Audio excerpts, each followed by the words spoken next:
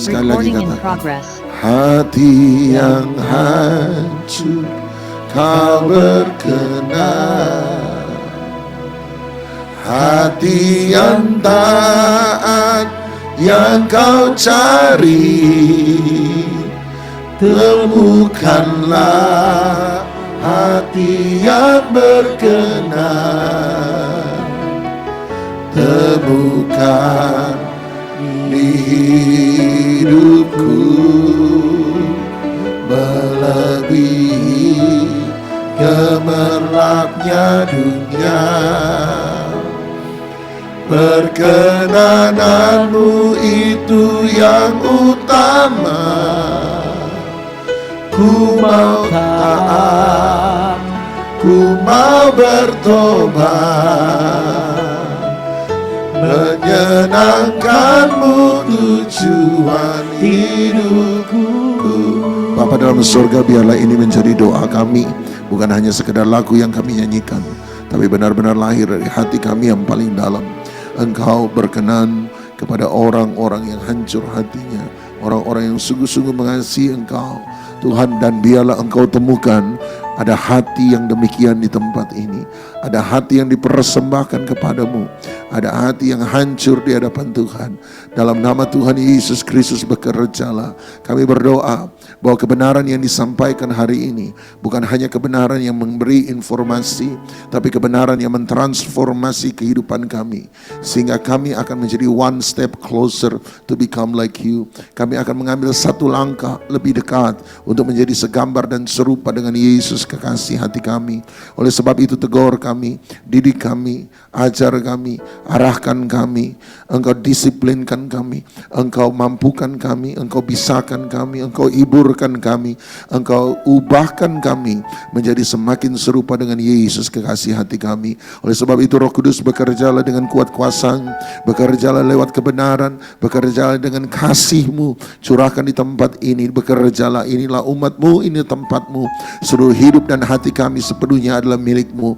Bekerjalah Roh Kudus, bekerjalah di dalam nama Tuhan Yesus Kristus. Kami sudah berdoa, dan setiap kita yang mengasihi Dia, sama-sama kita katakan amin, amin, amin. Silakan duduk. Shalom. Ya Bapak Ibu Saudara sekalian, saya mengajak kita semua untuk melihat 1 Petrus pasal yang ke-5, 1 Petrus pasal yang ke-5 mulai dengan ayat yang ke-6. 1 Petrus pasal yang ke-5 ayat yang ke-6. 1 Petrus 5 ayat 6, kalau tidak keberatan kita baca bersama-sama. 1, 2, 3. Karena itu rendahkanlah dirimu di bawah tangan Tuhan yang kuat, supaya kamu ditinggikannya pada waktunya. Petrus mengingatkan setiap kita untuk punya satu kualitas karakter yang disebut sebagai kerendahan hati. Sama-sama bilang rendah hati.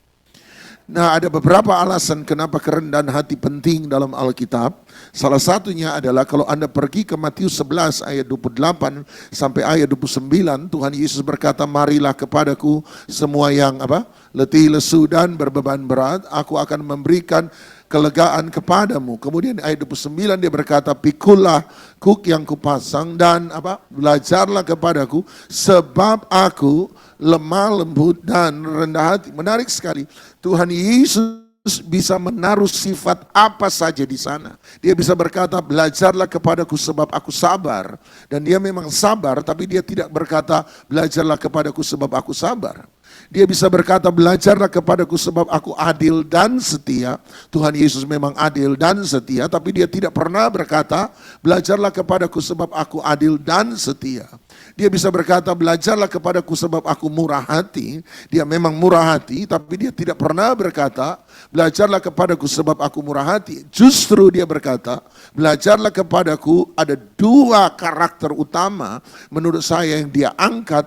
Dan dia berkata, belajarlah kepadaku sebab aku lemah lembut dan rendah hati. Kelemah lembutan dan kerendahan hati tidak pernah bisa dipisahkan, berjalan bersama-sama. Dan kalau Anda mau jadi serupa dengan Yesus, salah satu karakter utama yang harus kita miliki adalah kerendahan hati. Sama-sama bilang rendah hati. Nah, oleh sebab itu kembali ke 1 Petrus pasal 5, tapi kali ini ayat yang ke-5. 1 Petrus pasal 5 ayat 5. Apa alasan mengapa kita harus rendah hati menurut Petrus? Lihat 1 Petrus 5 ayat 5, dia berkata begini.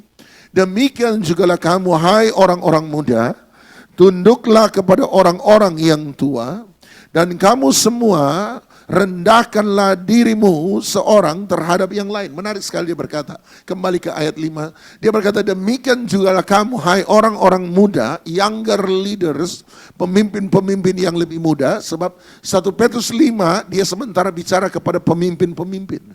Dia berkata, tunduklah kepada older leaders, pemimpin-pemimpin yang lebih tua. Nah, kalau dia berhenti hanya sampai di sini, maka kesannya adalah yang butuh kerendahan hati hanyalah orang-orang yang lebih muda. Tetapi kalimat berikut Petrus saya suka, dia berkata, dan kamu semua, sama-sama bilang semua. Berarti semua orang, muda dan tua, miskin dan kaya, gemuk dan kurus, haleluya. Semua orang harus punya yang namanya kerendahan hati. Dia berkata, kamu semua rendahkanlah dirimu seorang terhadap yang lain. Kemudian dia memberi alasannya, sebab ada dua alasan di situ. Satu, dia berkata Allah menentang orang yang congkak, Tuhan menentang orang yang sombong. Nah, kata menentang di sana menggunakan kata antitaso. Antitaso, sama-sama bilang antitaso. Antitaso punya dua makna yang saya mau angkat. Nomor satu, antitaso berarti menjaga jarak. Sama-sama bilang menjaga jarak. Dia berkata berarti Tuhan antitaso orang sombong. Tuhan menjaga jarak dengan orang sombong. Tuhan menjauh dari orang sombong. Tuhan tidak dekat dengan orang sombong. Tuhan terpisah dari orang sombong. Ketika orang sombong cari Tuhan, ketika dia mencoba mendekat pada Tuhan, Tuhan akan menjauh. Nah, salah satu tanda kesombongan, sebab ada orang bilang orang sombong tidak pernah sadar kalau dia sombong. Nah, sekarang saya mau kasih tahu supaya Anda sadar Anda sombong atau tidak. Salah satu alasan bentuk orang sombong adalah orang sombong tidak pernah bisa merasakan hadirat Tuhan. Sebab Tuhan menjauh dari orang sombong. Ada yang bilang sama saya begini, Pak Pendeta, kenapa dulu ya Pak Pendeta, baru nyanyi lagu satu bait, air mata bukan menetes, Pak, membanjir Pak Pendeta. Tapi sekarang sudah nyanyi lagu berbait-bait, bertrek-trek lagu-lagu, nggak ada, jangankan membanjir, menetes pun tidak. Kenapa Pak Pendeta? Jawaban saya mungkin terlalu banyak dosa, terlalu sibuk, terlalu banyak pikiran, tidak fokus, tidak konsentrasi. Tapi menurut 1 Petrus 5 ayat 5, saya bilang Bu, menurut 1 Petrus 5 ayat 5, kenapa Anda tidak lagi bisa merasakan hadirat Tuhan dalam pujian dan penyembahan? Sebab Anda sombong. Ada yang bilang begini, Pak Pendeta, kenapa ya dulu ya Pak Pendeta ya? Itu baca Alkitab itu ada rasa lapar, haus Pak Pendeta. Kepingin tahu Alkitab sampai hari Minggu sampai 3 kali ibadah loh Pak Pendeta. Nggak puas hari Minggu 3 kali ibadah, Senin malam masih cari ibadah. Nggak puas Senin malam, Selasa malam juga cari ibadah. Nggak puas Selasa malam, Rabu malam juga cari ibadah. Nggak puas Rabu malam, Kamis pagi datang lagi di Oikos. Nggak puas Kamis pagi, Kamis malam lagi cari ibadah. Sampai laki di rumah bilang ambil bantal tidur di gereja sekalian. Tapi sekarang Pak Pendeta dengar khotbah, aduh kering Pak Pendeta, begitu aja. Itu aja khotbahnya, nggak ada dapat apa-apa. Apalagi baca Alkitab Pak Pendeta. Baca Alkitab 3 menit, baca Alkitab langsung ngorok. Baca Alkitab adalah obat tidur paling manjur. Gitu ibu-ibu. Oh enggak ada yang jawab, haleluya, puji Tuhan. Dan dia tanya, kenapa Pak Pendeta? Jawaban saya sederhana. Menurut 1 Petrus 5 ayat 5, kenapa Anda tidak lagi merasa lapar dan haus akan Tuhan? Sederhana, sebab orang yang tidak lagi lapar dan haus akan Tuhan, 1 Petrus 5 ayat 5 berkata, dia orang sombong. Anda sudah merasa Anda sudah tahu semua tentang firman Tuhan, Anda merasa Anda sudah tahu semua tentang pikiran Allah, Anda merasa Anda sudah tahu semua tentang isi hati Tuhan, Anda merasa Anda sudah tahu semua tentang mengerti tentang misteri-misteri ilahi, dan kita sebut apa orang yang sok tahu, sok pintar? Kita sebut orang itu orang sombong. Tuhan menjaga jarak, Tuhan menjauh, Tuhan tidak dekat kepada orang sombong. Nah, arti antitaso yang kedua, sama-sama bilang antitaso, yang tadi menjaga apa tadi? Menjaga jarak. Nomor 2, sebab ada kata anti berarti lawan. Berarti antitaso adalah menjadikan dirinya lawan. Allah antitaso terhadap orang sombong, berarti Tuhan menjadi lawan dari orang sombong. Tuhan menjadi musuh dari orang sombong. Anda berkata, tetapi saya tidak pernah melawan Tuhan, Pak. Kita berkata kita tidak pernah melawan Tuhan, tetapi dalam praktik kita sering kali melawan Tuhan. Anda bilang, mana buktinya? Yohanes 14 berkata begini, barang siapa mengasihi aku, maka dia akan, barang siapa mengasihi aku, Yohanes 14, maka dia akan, kayaknya ibu-ibu perlu ayat hafalan kayaknya. Dia akan menuruti segala perintahku atau perintah-perintahku.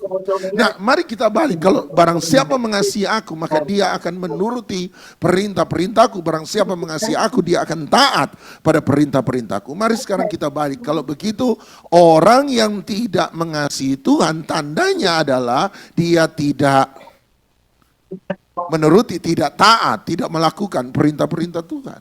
Setiap kali Anda dan saya tidak taat pada perintah Tuhan, kita sementara antitaso. Kita sementara melawan Tuhan. Anda bilang, coba saya tanya. Anda tanya pada bapak-bapak gereja, bapak-bapak gereja, apa dosa pertama di seluruh alam semesta? Maka sebagian bapak-bapak gereja dari literatur yang saya baca, sebagian bapak-bapak gereja akan berkata the first sin in all the universe adalah dosa kesombongan. Kenapa Lucifer jatuh dari sorga? Sebab dia sombong. Kenapa Adam dan Hawa ambil buah yang Tuhan larang untuk mereka ambil? Sebab mereka sombong. Kata bapak-bapak gereja, dosa pertama di seluruh alam semesta adalah kesombongan. Kemudian Anda tanya sama bapak-bapak gereja, definisi dosa. Apa arti dosa menurut bapak-bapak gereja?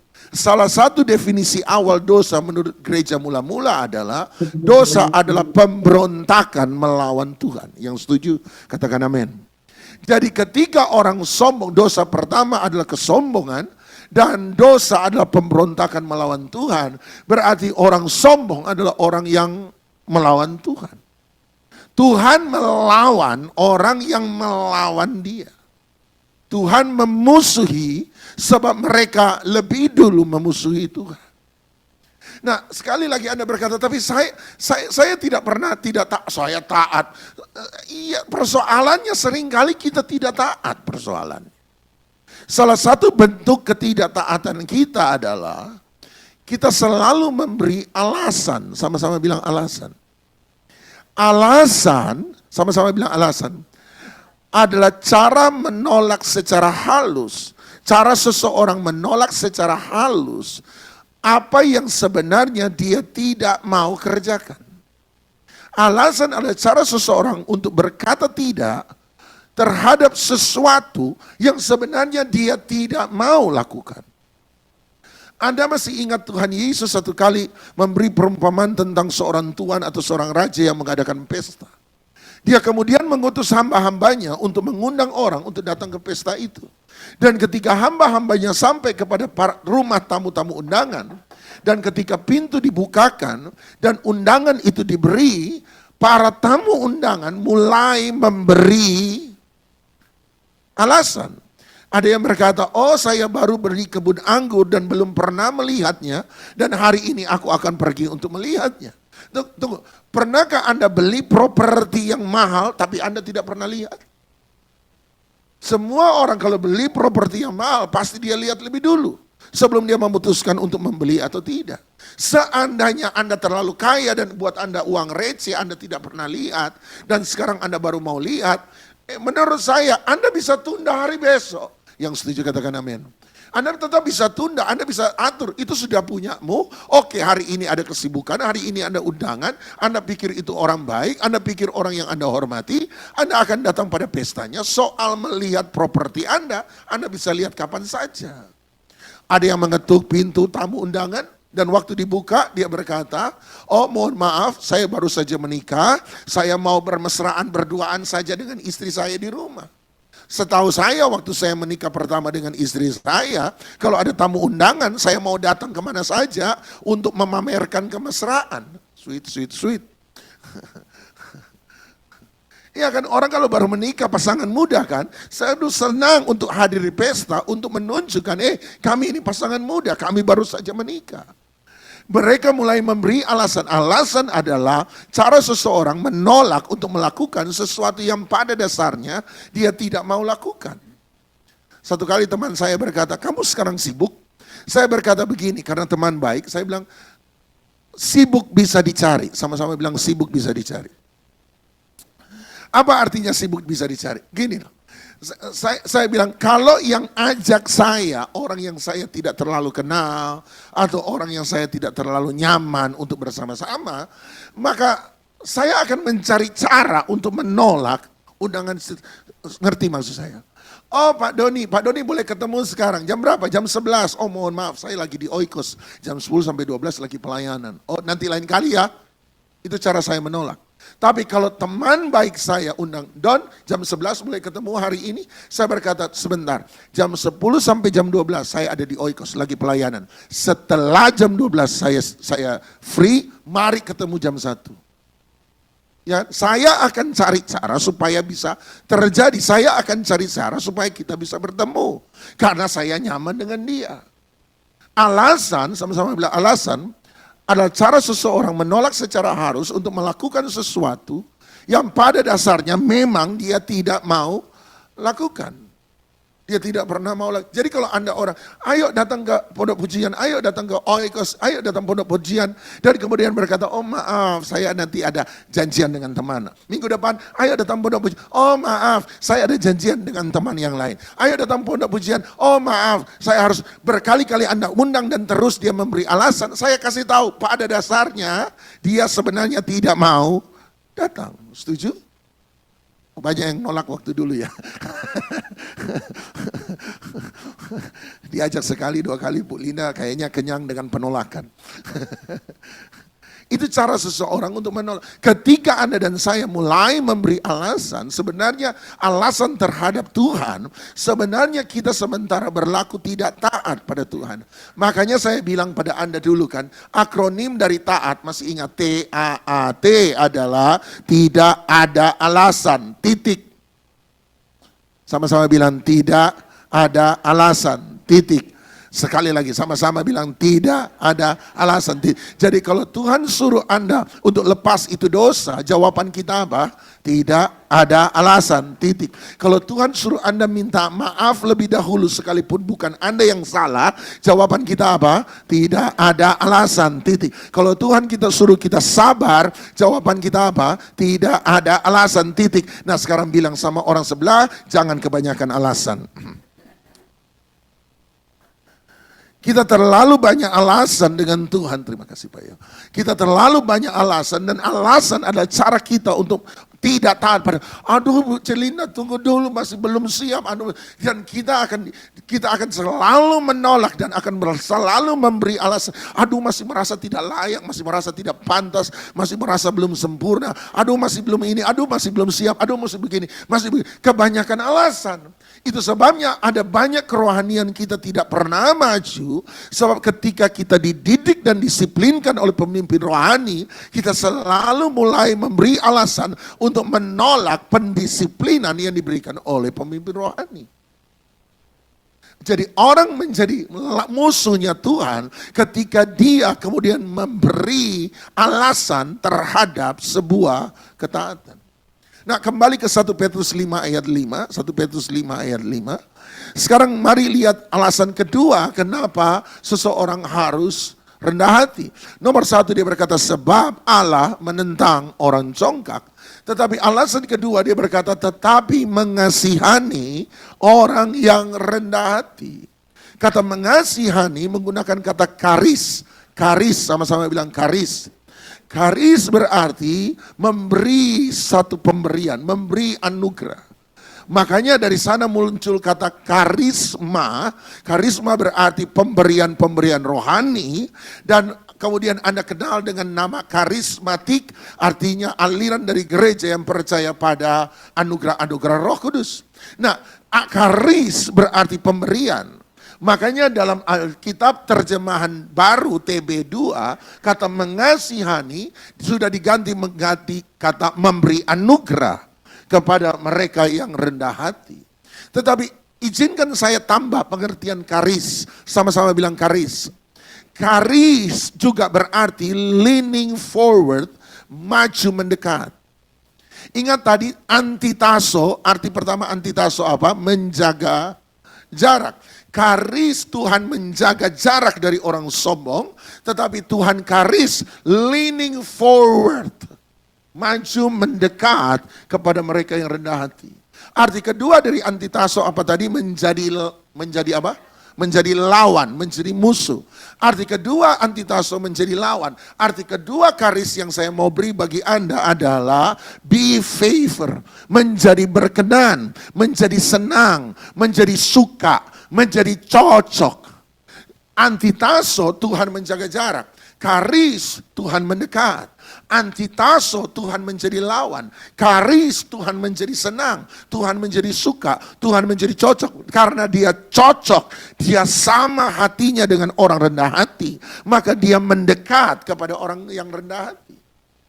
Tuhan mendekat sebab dia cocok, dia be favor, dia berkenan, dia menjadi senang, dia menjadi suka.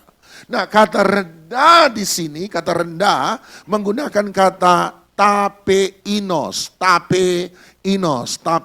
sama-sama bilang tapeinos. Nah, lulus bahasa Yunani hari ini, sudah 3 bahasa Yunani. Tapeinos berarti ditekan ke bawah, push low, ditekan ke bawah. Satu kali saya ketemu jemaat yang sudah cukup akrab dengan saya, sebab saya sering lihat dia di gereja tertentu. Dan saya bilang begini, kamu ini loh sudah berpuluh-puluh tahun, kelakuan tidak pernah berubah. Sini saya tumpang tangan supaya berubah. Tolong dicatat, tumpang tangan tidak buat orang berubah. Saya tumpang tangan berdoa supaya dia mau berubah. Selesai berdoa saya bilang, lain kali kalau ketemu masih belum berubah, saya tidak tumpang tangan, saya tumpang kaki. Lain kali lagi ketemu belum berubah, tidak tumpang tangan, tumpang kaki, saya tumpang tindih. Lumayan sejak COVID. Kabar baik adalah berat saya tembus 3 digit. Ditindihin Pak Doni 110 kg, berat atau ringan? Sakit. Susah bernafas atau gampang bernafas? Susah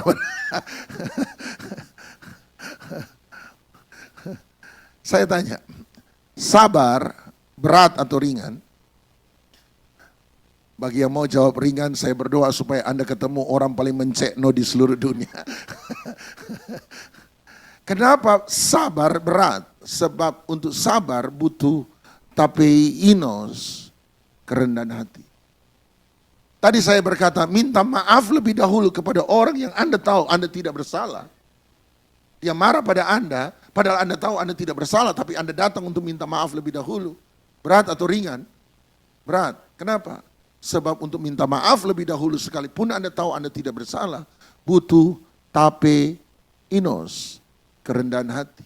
Mengampuni orang yang bersalah pada Anda berat. Kenapa? Sebab untuk mengampuni butuh tapeinos, kerendahan hati. Untuk pengendalian diri berat, sebab untuk mengendalikan diri Anda butuh tapeinos, kerendahan hati. Untuk setia pada komitmen pernikahan berat. Kenapa? Sebab untuk setia butuh yang namanya tapeinos, kerendahan hati. Murah hati dalam segala keadaan. Ingat, bedakan antara memberi dan murah hati. Memberi adalah sebuah tindakan, tapi murah hati adalah sebuah gaya hidup. Anda lihat, murah hati dalam segala keadaan itu adalah berat. Kenapa? Untuk murah hati butuh tapeinos. Sekarang Anda mengerti kenapa Tuhan Yesus Matius 11:29 berkata, belajarlah kepadaku sebab aku lemah, lembut dan rendah hati. Kenapa dia mengangkat 2 sifat karakter ini? Sebab 2 sifat karakter ini jangan-jangan adalah sumber dari banyak karakter-karakter yang lain. Jangan-jangan kesabaran hanyalah hasil dari kerendahan hati. Jangan-jangan minta maaf hanyalah hasil dari kerendahan hati. Jangan-jangan pengampunan adalah hasil dari kerendahan hati. Jangan-jangan kesetiaan adalah hasil dari kerendahan hati. Jangan-jangan murah hati adalah hasil dari kerendahan hati. Sekarang Anda jangan-jangan sadar kenapa ada banyak orang gagal untuk sabar dalam hidup ini. Sebab mereka mencoba sabar tanpa kerendahan hati. Kenapa ada banyak orang gagal dalam mengampuni orang lain? Sebab mereka mencoba mengampuni tanpa kerendahan hati. Kenapa ada banyak orang gagal untuk setia dalam komitmen pernikahan? Sebab mereka mencoba untuk membangun pernikahan tanpa kerendahan hati. Kenapa ada banyak orang gagal dalam pengendalian diri? Sebab mereka mencoba mengendalikan diri tanpa kerendahan hati. Lupa, jangan-jangan semua karakter ini hanyalah hasil dari satu sumber yang bernama kerendahan hati. Anda tidak bisa sabar tanpa kerendahan hati. Anda tidak bisa mengampuni tanpa kerendahan hati. Anda tidak bisa taat tanpa kerendahan hati. Anda tidak bisa murah hati tanpa kerendahan hati. Anda tidak bisa setia pada sebuah komitmen tanpa kerendahan hati. Tapehinos. Satu kali makanya ketika teman saya cerita satu situasi keadaan di mana dia akhiri dengan kalimat ini. Dia bilang, baru seumur-umur kali ini saya merasa kayak dijadikan keset kaki sama orang. Anehnya urapan Tuhan turun atas saya dan saya berkata, tetap jadilah keset kaki. Dia bilang, apa artinya Pak? Saya bilang seperti keset kaki, sudah ditaruh di bawah, diinjak orang, digesek-gesek, tapi tetap bilang welcome. Keset Anda tulis welcome kan? Ada yang protes. Keset kaki rumah saya tidak tulis welcome. Saya bilang tulis apa? Hello Kitty. Saya bilang jadilah keset kaki. Sudah ditaruh di bawah, diinjak orang, digesek-gesek. Tapi tetap bilang Hello Kitty. Tapehinos. Kerendahan hati. Satu kali waktu saya bicara itu tentang keset kaki, selesai Zoom. Kemudian diberi ruang tanya jawab. Ada satu bapak protes sama saya. Saya tidak setuju dengan pendefinisian bapak. Terutama tentang keset kaki. Tuhan menciptakan kita manusia sebagai orang yang punya harga diri. Bagaimana mungkin Tuhan membiarkan kita diinjak-injak harga diri kita? Apalagi tadi ada teman bilang, tampar pipi kanan beri pipi kiri. Dengan arti harus mengalah, harus begitu. Saya tidak setuju itu. Mesti ada arti lain itu ayat. Saya tanya, arti lain yang lain apa Pak? Nggak tahu, pokoknya ada arti lain. Dan saya jawab, Bapak kenapa Bapak tidak setuju dengan saya dan teman Bapak yang lain? Mau tahu? Sebab Anda masih sombong. Sesederhana itu. Nah oleh sebab itu, mari kata tapehinos, makanya push low, ditekan ke bawah. Makanya 1 Petrus 5 ayat 6 berkata, rendahkanlah dirimu di bawah tangan Tuhan yang kuat. Sebab ditekan ke bawah. Kenapa ada kalimat di bawah tangan Tuhan yang kuat? Sebab berarti ditekan ke bawah. Kalau begitu, siapa yang membuat seseorang menjadi rendah hati? Tidak ada yang jawab. Haleluya. Karena itu rendahkanlah dirimu di bawah tangan Tuhan yang kuat. Tapehinos berarti ditekan ke bawah. Petrus berkata rendahkanlah dirimu di bawah tangan Tuhan yang kuat. Berarti siapa yang membuat seseorang menjadi rendah hati? Tuhan, sebab ada kalimat di bawah tangan Tuhan yang kuat. Perhatikan saya robah penekanannya, perhatikan baik-baik. Karena itu rendahkanlah dirimu di bawah tangan Tuhan yang kuat. Kalau penekanan itu saya robah jadi begitu, maka siapa yang bisa membuat seseorang menjadi rendah hati? Rendahkanlah dirimu di bawah tangan Tuhan yang kuat. Kalau begitu siapa yang bisa membuat seseorang menjadi rendah hati? Diri sendiri. Tapi kalau penekanannya saya robah karena itu rendahkanlah dirimu di bawah tangan Tuhan yang kuat. Berarti siapa yang bisa membuat seseorang jadi rendah hati? Tuhan. Kalau sekali lagi, kalau penekanannya karena itu rendahkanlah dirimu di bawah tangan Tuhan yang kuat. Berarti siapa yang bisa membuat seseorang jadi rendah hati? Diri sendiri. Mana yang benar? Saya rendah hati karena Tuhan atau saya rendah hati karena diri sendiri? Jawabannya adalah dua-duanya benar. Anda bilang kok bisa dua-duanya benar? Sebab Tuhan tangan Tuhan, Tuhan itu menjadi faktor eksternal, faktor luar. Di mana Tuhan ketika memproses kita, Dia membawa kita pada situasi, keadaan, kondisi yang Anda tidak suka, yang memaksa Anda untuk merendah. Tetapi waktu Tuhan proses kita, meletakkan kita pada satu situasi, kondisi, keadaan yang Anda tidak mau, di mana Anda harus merendah, saran saya adalah ketika Anda mengalami proses itu, jangan lupa Anda sebagai faktor internal di dalam Anda sendiri, Anda harus belajar untuk merendahkan hatimu. Sebab kalau Tuhan proses, Tuhan bawa kita pada situasi, kondisi, keadaan di mana Anda dipaksa untuk menunduk ke bawah, tapi Anda sendiri tidak pernah merendahkan hati Anda pada waktu itu, maka proses itu tidak akan memberi hasil yang diinginkan. Setuju? Sebab kalau Tuhan tekan Anda ke bawah, Anda menunduk, tetapi hati Anda tetap jadi sombong, maka semua tindakan itu hanyalah sebuah keterpaksaan. Kapok Tuhan, ampun Tuhan, ampun Tuhan. Dokter bilang umur saya tinggal 3 bulan. Ampun Tuhan, sudah tidak ada jalan lain. Dokter semalas sudah angkat tangan. Tuhan, cuma Tuhan bisa tolong. Kalau Tuhan tidak tolong, mati saya, mati Tuhan. Tuhan, kalau Tuhan sembuhkan saya janji saya akan aktif melayani. Saya setia melayani Tuhan. Kemudian Tuhan sembuhkan Anda, Tuhan pulihkan Anda, dan ketika Anda sembuh, Anda masuk dalam pelayanan. Tetapi waktu Anda ada dalam pelayanan, satu-satunya faktor kenapa Anda dalam pelayanan, sebab karena persoalan tadi itu, hanya sebagai hutang budi Tuhan sudah menyembuhkan engkau, tapi hatimu tidak pernah berubah. Saya jamin, tidak sampai 2 tahun, Anda akan bolong-bolong dalam pelayanan, Anda akan bahkan keluar dari pelayanan, atau mungkin Anda masih tetap setia dalam pelayanan, tetapi pelayananmu sudah menyimpang dari hati yang murni, sebab dari awal Anda melayani karena terpaksa. Kapok Tuhan, utang saya sudah banyak Tuhan, tolong saya, berkati saya Tuhan, supaya utang saya lunas. Saya janji kalau utang lunas Tuhan, saya akan setia datang ke gereja. Dan kemudian Tuhan berkati Anda. Kemudian Anda diberkati berkelimpahan, hutang lunas, hidup jadi baik. Tapi kemudian Anda datang ke gereja hanya karena faktor itu. Anda tidak pernah mengalami proses internal di dalam. Saya jamin tidak sampai 2 tahun Anda bolong-bolong dalam kesetiaan ke gereja. Bahkan mungkin Anda sudah tidak ke gereja. Bahkan mungkin Anda datang ke gereja tapi Anda hanya setor muka. Kenapa? Sejak dari awal Anda datang ke gereja hanya karena terpaksa.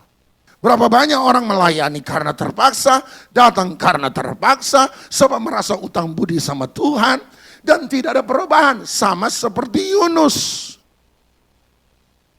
Yunus memberitakan Injil karena terpaksa. Waktu Tuhan kemudian tidak menghukum Niniwe, ngamuk, gondok sama Tuhan.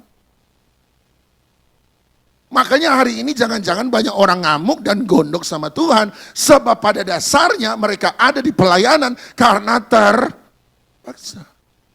1 Petrus 5 ayat 2. Persoalannya adalah Tuhan tidak pernah paksa. 1 Petrus 5 ayat 2. Tuhan tidak pernah paksa dan Petrus memberi arahan ini. Dia berkata, gembalakanlah kawanan domba Allah yang ada padamu, tetapi jangan dengan... Dia bilang gembalakan, beri makan. Kata gembalakan berarti beri makan, didik, ajar mereka yang ada di dalam hidupmu. Didik, ajar orang-orang yang Tuhan bawa kepadamu. Didik, ajar orang-orang yang jadi jemaatmu. Didik dan ajar, tetapi dalam pendidikan dan pengajaran itu jangan pernah paksa. Wah, ini ayat bagus sekali ini. Berarti Pak Yohanes dan Bu Linda tidak boleh paksa-paksa saya. Awas. Bedakan antara pendisiplinan dan pemaksaan. Pendisiplinan Anda ditaruh pada situasi kondisi di mana Anda tidak nyaman, sebab itu bukan kebiasaanmu. Pendisiplinan adalah bentuk untuk mengubah sebuah kebiasaan. Yang setuju katakan amin. Anda akan merasa tidak nyaman sebab Anda ada pada satu situasi kondisi di mana Anda disuruh untuk melakukan sesuatu yang Anda tidak biasa lakukan. Tapi Anda harus bertahan di situ. Anda harus bertahan sebab itu bagian dari pendisiplinan. Ketika karakter kebiasaan itu dibentuk, maka Anda akan jadi lebih nyaman. Tetapi walaupun ada pendisiplinan, bagian dari pendisiplinan itu Pak Yo dan Bu Linda tetap tidak bisa paksa Anda di sana. Sebab kasih tidak pernah memaksa. Kasih mengajak, kasih merayu, kasih mendorong, kasih menasihati, kasih akan menasihati kalau dia tahu Anda akan melangkah pada hal yang salah, kasih melarang kalau dia tahu Anda akan mengambil keputusan yang salah, kasih kemudian menegur waktu dia tahu Anda sudah lakukan yang salah, tapi kasih menerima, kasih merangkul, kasih mendisiplinkan, kasih mendewasakan, kasih mengajar. Nggak ada yang bilang amin dari tadi. Kasih merangkul orang, kasih melakukan segala cara kecuali satu, paksa. Begitu kasih ada pemaksaan, itu bukan lagi kasih tetapi nafsu. Ketika cinta ada pemaksaan, itu bukan lagi cinta tapi pemerkosaan. Makanya kalau ada cowok single kejar cewek single, oh dia akan rayu, dia akan gombal, dia akan kasih waktu, dia kasih perhatian, perhatian tidak cukup, dia kasih coklat, coklat tidak cukup, dia kasih bunga, bunga tidak cukup, dia kasih mebel, mebel tidak cukup, dia kasih mobil, mobil tidak cukup, dia kasih rumah, rumah tidak cukup, dia kasih nyawanya. Ada teman saya belum pacaran, cewek yang dia suka, dia kasih kartu ATM beserta dengan nomor PIN-nya. Anda tahu jawaban saya? Goblok, goblok. Gajinya masuk di nomor ATM itu lagi. Goblok, goblok. Tapi dia kejar, beri perhatian. Pagi-pagi bangun, apa kabar? Malam-malam sebelum tidur, gimana keadaan? Jam 12 yang sudah makan, semua dikasih kecuali satu. Paksa.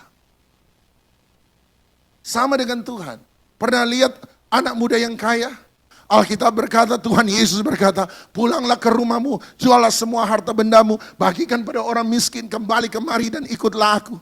Alkitab berkata, maka sangat sedihlah hati orang muda yang kaya, sebab besarlah kekayaannya, kemudian dia berbalik meninggalkan Yesus dengan kecewa. Pernah baca ayat kemudian Tuhan Yesus berkata, sebentar, jangan terlalu sensitif lah. Sini, 100% terlalu berat ya, 50% saja. Ada banyak orang baru 10% aja udah ngomel-ngomel. Sini aja 50%, yang penting jiwamu selamat. Ada cerita begitu? Tidak ada.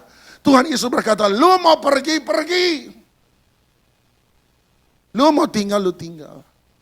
Sebab kalau Anda taat, itu untungmu. Anda tidak taat, itu rugimu.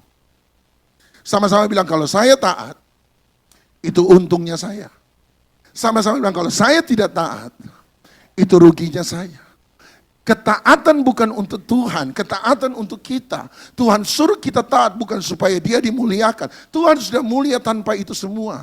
Tuhan suruh kita taat supaya dia bisa memberkati kita melalui ketaatan-ketaatan kita. Kalau begitu kenapa masih susah disuruh taat? Sudah, itu jawabannya. Saya umur 17-18 tahun, saya sudah konseling. 30 tahun lebih saya ada dalam dunia konseling. Dan saya sudah tahu satu hal, konseling seharusnya tidak perlu setengah jam selesai. Tapi hari ini sampai 3 jam tidak selesai-selesai. Kenapa? Sebab waktu konseling, Pak Pendeta boleh konseling? Boleh, Bu. Ada apa? Pak Pendeta begini ya, laki saya di rumah begini. Nah karena sudah kebanyakan konseling, tanya Bu Linda, Pak Yo, harusnya sama, kita sudah tahu arahnya mau kemana, benar ya Pak Yohanes? Kita udah tahu, cerita model begini arahnya akan kemana. Kita udah ngerti, kita udah punya feeling, punya insting hikmat daripada Tuhan. Ini perlu apa? Dan kita akan berkata, Bu, kalau masalah begitu, ini nasihat saya sebagai hamba Tuhan, ini nasihat saya sebagai orang yang mengerti kebenaran firman Tuhan, lakukan A, lakukan B, lakukan C, lakukan D.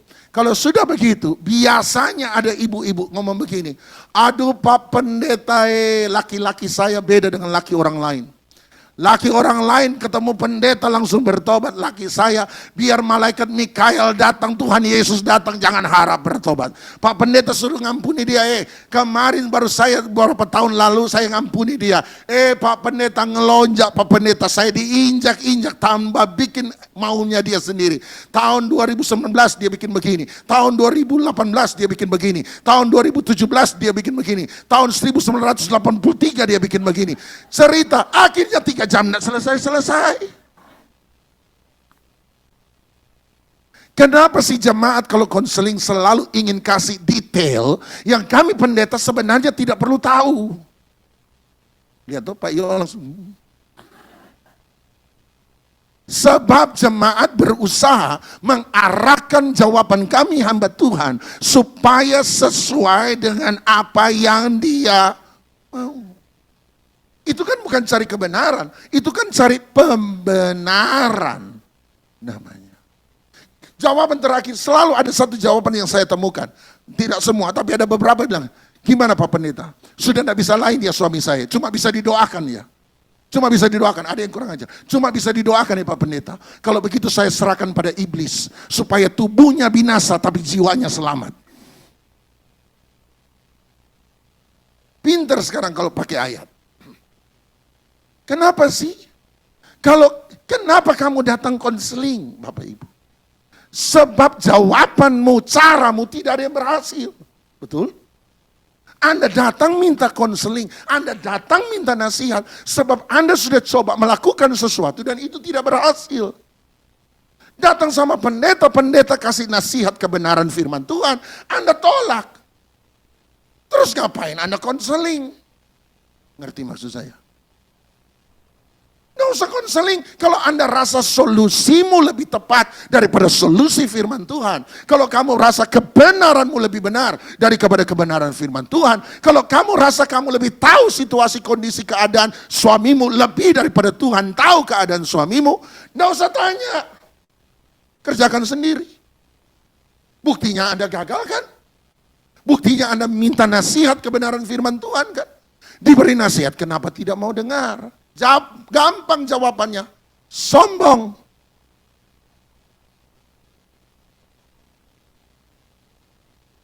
Kenapa saya sampai keras begitu? Ampuni. Ini ada aura-aura Celinda kayaknya. Sudah. Kalau begitu, kerendahan hati adalah sebuah perubahan mentalitas. Tuhan bawa kita pada proses. Tapi kalau Tuhan bawa Anda pada sebuah proses di mana Anda dapat dengan mudah dimampukan untuk merendahkan hati, tapi Anda tidak mau merendahkan hati, proses itu tidak akan memberi hasil seperti yang diinginkan. Berarti yang paling penting bagian Tuhan, suruh Tuhan yang buat. Tapi bagian kita, rubah mentalitas kita. Kembali 1 Petrus 5 ayat 6. Makanya mentalitas pertama yang harus kita miliki. Rendahkanlah dirimu di bawah tangan Tuhan yang kuat. Supaya kamu ditinggikan pada waktunya. Ini mentalitas kita. Semua yang rendah hati, satu kali Tuhan akan tinggikan. Yang tinggi akan direndahkan, yang rendah akan ditinggikan. Saya sudah rendah kayak keset, kayak Pak Doni bilang tadi. Tapi Tuhan belum tolong. Baca 2 kata terakhir. Pada waktunya. Setiap orang punya waktu Tuhan yang berbeda-beda. Musa akan protes, kenapa saya? Opa-opa 80 tahun baru Tuhan pakai. Samuel masih dari kanak-kanak Tuhan sudah pakai. Gampang, sebab waktu Tuhan buat Musa berbeda dengan waktu Tuhan untuk Samuel. Kaleb boleh protes, kenapa saya harus tunggu 45 tahun di padang gurun baru janji Tuhan digenapi, sementara Yusuf cuma tunggu 13 tahun di penjara. Jawabannya gampang, sebab waktu Tuhan untuk Kaleb berbeda dengan waktu Tuhan untuk Yusuf. Waktu Tuhan untuk Anda berbeda dengan untuk Anda beda dengan untuk Anda beda dengan untuk Anda. Tapi yang pasti adalah kalau kita tetap ada dalam kerendahan hati, waktu Tuhan tiba, Dia pasti akan meninggikan kita pada waktunya. Nomor 2, karena semua sudah bilang amin sebentar lagi selesai. Nomor 2 ayat yang ke-7. Ayat yang ke-7 dia berkata, dan serahkanlah segala kekhawatiranmu kepadanya, sebab dialah yang memelihara kamu. Serahkanlah segala khawatir. Satu kali saya bilang, Roh Kudus sebentar ada yang aneh. Petrus sementara bicara tentang kepemimpinan rohani. Dia sementara bilang, hai pemimpin rohani, jangan sombong, rendah hati, jangan sombong, rendah hati, jangan sombong, rendah hati. Kenapa tiba-tiba ayat 7 dia berkata, serahkanlah segala khawatir. Itu nggak ada angin, nggak ada hujan, dia muncul tiba-tiba di situ. Dan satu kali Roh Kudus ajar saya percaya. Roh Kudus bilang begini, sederhana, sebab orang sombong adalah tandanya salah satu orangnya khawatir. Sama-sama bilang, orang khawatir tandanya sombong. Saya bilang, gimana orang khawatir disebut orang sombong? Gampang, saya percaya satu hal. Apa yang kita bisa pikirkan, pikirkanlah. Apa yang kita tidak bisa pikirkan, serahkan sama Tuhan. Amin. Apa yang kita bisa lakukan, lakukanlah. Apa yang kita tidak bisa lakukan, serahkanlah sama Tuhan. Matius 6:34, sebab itu kesusahan sehari cukuplah untuk sehari. Sebab besok punya kesusahan sendiri. Apapun yang Anda lakukan, kalau harus tunggu hari besok baru Anda bisa lakukan, biar Anda mau paksa kayak apa, tidak akan bisa selesai. Apa yang Anda bisa kerjakan hari ini, kerjakanlah yang terbaik. Yang besok, sudah, serahkan sama Tuhan. Makanya ada orang suka berkata begini, seandainya satu hari bisa 40 jam, biar Anda puasa 1 tahun bolak-balik, tetap satu hari 24 jam. Kalau apa yang saya bisa pikirkan, pikirkanlah. Apa yang saya bisa lakukan, lakukanlah. Apa yang saya tidak bisa pikirkan, serahkan Tuhan. Dan apa yang saya tidak bisa lakukan, serahkan Tuhan. Berarti orang khawatir, sama-sama bilang orang yang khawatir, adalah orang yang berusaha memikirkan apa yang dia tidak bisa pikirkan dan mencoba melakukan apa yang dia tidak bisa lakukan. Ampunilah saya Tuhan. Tumpang tangan Tuhan, tolong ini otak agak encer. Apa yang Anda bisa pikirkan, pikirkanlah. Apa yang Anda tidak bisa pikirkan, serahkan sama Tuhan. Apa yang Anda bisa lakukan, lakukan. Apa yang Anda tidak bisa lakukan, serahkan sama Tuhan. Kekhawatiran berarti mencoba memikirkan apa yang kita tidak bisa pikirkan dan mencoba melakukan apa yang kita tidak bisa lakukan. Berarti orang khawatir adalah orang yang mencoba mengambil bagiannya siapa? Berarti orang khawatir adalah orang yang mencoba menjadi Tuhan atas dirinya sendiri. Kita sebut apa orang yang mencoba jadi Tuhan atas dirinya sendiri? Sombong. Thank you Holy Spirit. Menyerahkan masalah dan menyerahkan kekhawatiran adalah dua hal yang berbeda. Ada banyak orang bawa masalah tetapi tidak pernah menyerahkan kekhawatiran. Petrus tidak bilang bawa masalahmu, Petrus bilang serahkan khawatirmu. Petrus tidak bilang bawa daftar masalahmu, Tuhan tolong cicilan rumah saya, Tuhan tolong cicilan mobil saya, Tuhan tolong cicilan sepeda motor saya, Tuhan tolong pekerjaan suami saya, tolong pekerjaan istri saya, Tuhan tolong pekerjaan anak-anak saya, studi anak-anak saya, masa depan anak-anak saya, Tuhan tolong pembantu saya, Tuhan tolong anjing saya, kucing saya, meong saya, ayam saya. Makin banyak daftar doa, makin panjang doa Anda kan. Bawa daftar masalah beda dengan menyerahkan kekhawatiran. Bedanya di mana? Ayat terakhir Filipi pasal 4 ayat 6. Hendaklah kamu jangan khawatir dalam segala sesuatu. Bagaimana caranya? Tetapi nyatakanlah segala keinginanmu kepada Allah dalam doa dan permohonan dengan pengucapan syukur. Bagaimana caranya supaya tidak khawatir Paulus? Paulus bilang berdoalah. Serahkanlah segala keinginanmu, nyatakanlah segala keinginanmu pada Allah dalam doa dan permohonan dengan pengucapan syukur. Nah Pak, bawa daftar masalah kan? Sekali lagi, apa yang Rasul Paulus tahu, seringkali kita tidak tahu. Paulus mengerti ketika dia berdoa, dia bukan hanya bawa daftar masalah, dia berdoa, dia bawa kekhawatirannya. Apa bedanya orang yang datang bawa masalah dan orang yang datang menyerahkan kekhawatiran? Bedanya di mana? Ayat 7. Ayat 7 berkata, Filipi 4 ayat 7, dan damai sejahtera Allah yang melampaui segala akal akan memelihara hati dan pikiranmu dalam Kristus Yesus. Mau tahu beda antara orang datang bawa masalah dan orang datang menyerahkan kekhawatiran, bedanya di mana? Bedanya adalah kalau Anda serahkan khawatir, Anda selesai berdoa, masalah masih tetap ada, sakit masih tetap ada, hutang masih tetap ada, tapi tiba-tiba Anda rasa ada rantai yang putus yang mengikat hati Anda selama ini. Tiba-tiba Anda rasa plong, benar-benar plong, sebab ada damai sejahtera Allah turun dalam hidup Anda. Pernah ngalami? Masalah tetap ada, semua tetap ada. Tapi hari itu selesai berdoa, Anda rasa bebas sebebas-bebasnya. 1 bulan penuh, Anda bangun tengah malam jam 1 malam, 2 malam seperti orang bangun karena mimpi buruk, keringatan. Tapi untuk pertama kali hari itu selesai Anda berdoa, tiba-tiba Anda tidur paling nyenyak seumur hidup Anda hari itu. Kenapa? Sebab damai sejahtera. Tanda orang menyerahkan kekhawatiran adalah ada damai sejahtera Tuhan turun.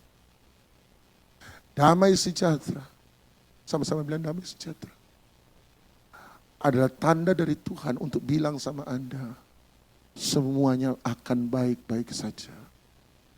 Kamu tidak lihat Tuhan bekerja, tapi Dia sementara bekerja.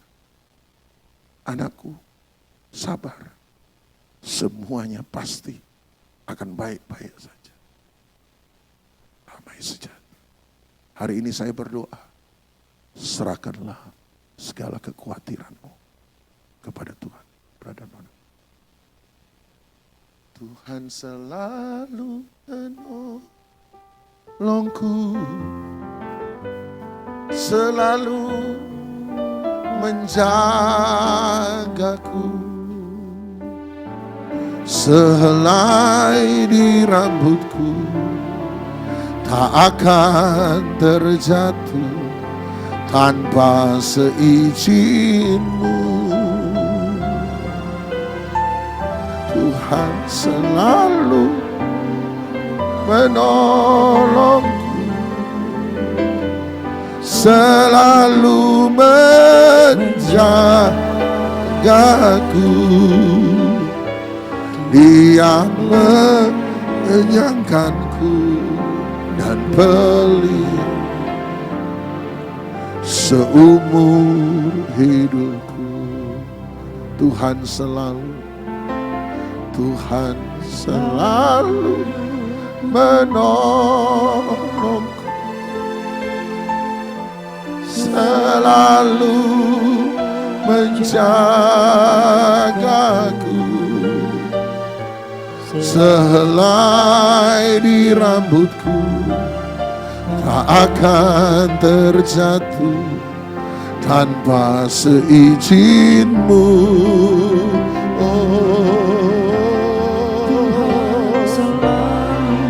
Menolongku, selalu menjagaku. Ia mengenyangkanku dan sama-sama kita bangkit berdiri, katakan pada Tuhan, hidupku Tuhan selalu menolongku, selalu menjagaku, sehelai di rambutku tak. Biarkan damai sejahtera itu turun. Oh, haleluya. Tuhan selalu menolongku, selalu menjagaku. Dia mengenyangkanku dan peliharaku seumur hidup. Roma 14:17 berkata, sebab kerajaan Allah bukan soal makanan dan minuman, tetapi soal damai sejahtera, kebenaran, damai sejahtera, sukacita oleh Roh Kudus. Izinkan Roh Kudus ada di dalam hidup kita, dan tanda Roh Kudus hadir. Dia bawa kita pada kebenaran, Dia bawa kita pada damai sejahtera, Dia bawa kita pada sukacita. Izinkan Roh Kudus ada dalam hidup Anda dan saya, Biarlah damai sejahtera yang melampaui segala akal memelihara hati dan pikiranmu dalam Kristus Yesus. Biarlah damai sejahtera yang melampaui segala akal memelihara hati dan pikiranmu pada Kristus Yesus. Serahkan khawatirmu, serahkan khawatirmu, serahkan khawatirmu, serahkan khawatirmu, serahkan khawatir. Bagaimana caranya saya tidak tahu. Serahkan. Yang pasti kalau Anda berhasil menyerahkan khawatir, ada damai sejahtera Tuhan yang turun. Ada damai sejahtera Tuhan mengalir. Semuanya akan baik-baik saja. Semuanya akan baik-baik saja. Tuhan akan tuntun kita langkah demi langkah.